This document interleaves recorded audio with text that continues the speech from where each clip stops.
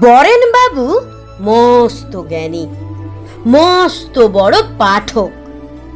পড়েন তিনি দিনরাত্রির গল্প এবং নাটক, কবিতার উপন্যাসের বেজায় তিনি ভক্ত।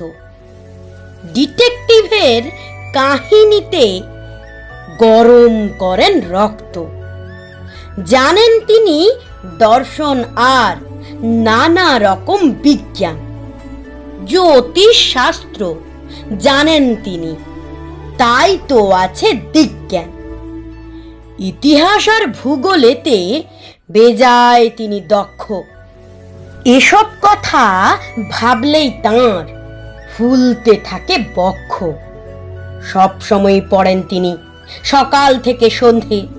ছুটির দিনে পড়েন তিনি, পড়েন পুজোর বন্ধে। মাঝে মাঝে প্রকাশ করেন রূঢ় জ্ঞানের তত্ত্ব। বিদ্যাখানা জাহির করেন বরেন্দ্রনাথ দত্ত। হঠাৎ ঢুকে রান্নাঘরে বলেন, ওসব কিরে? ভাইঝি গীতা হেসে বলে, এসব কালো জিরে। বরেনবাবু রেগে বলেন, জিরে তো হয় সাদা, তিলও কালো, জিরেও কালো, পেয়েছিস কি গাধা? রান্না করার সময় কেবল পুড়িয়ে হাজার লঙ্কা হনুমতি হয়েছিস তুই, হচ্ছে আমার শঙ্কা। হঠাৎ ছোট্ট খোকাটাকে কাঁপতে দেখে দত্ত খোলেন বিরাট বইয়ের পাতা। নামটি মনস্তত্ত্ব। খুঁজতে খুঁজতে বরেনবাবু হয়ে গেলেন সারা।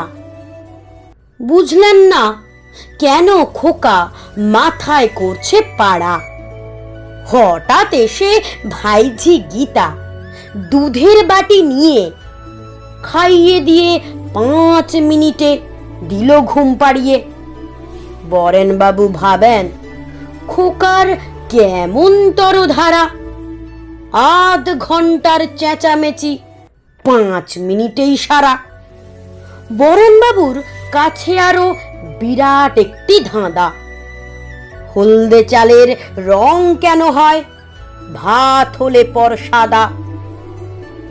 পাথর বাটির গরম জিনিস ঠান্ডা হয় তা জানি, পাহাড় দেশে গরম কেন এমন ছটপটানি? পথ চলতে ভেবে এসব ভিজে ওঠেন ঘামে। মানিকতলা যেতে চাপেন ধর্মতলার ট্রামে। বরেনবাবু জানেন কিন্তু নানা রকম বিজ্ঞান। জ্যোতিষ শাস্ত্র জানেন তিনি, তাই তো এমন দিকজ্ঞান।